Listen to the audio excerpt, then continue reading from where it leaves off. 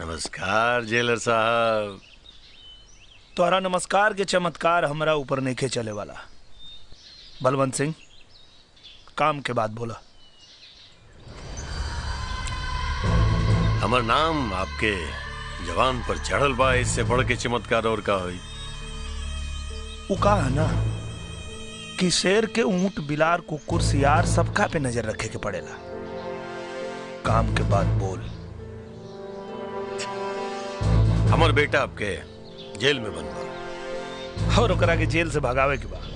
अरे वाह, बड़ा समझदार बड़ा तू। और बहुत टेढ़ भी बानी। सीधा होए की कीमत बताओ, देवे खातिर तैयार बानी। हमरा के तोर बाप भी ना खरीद सके।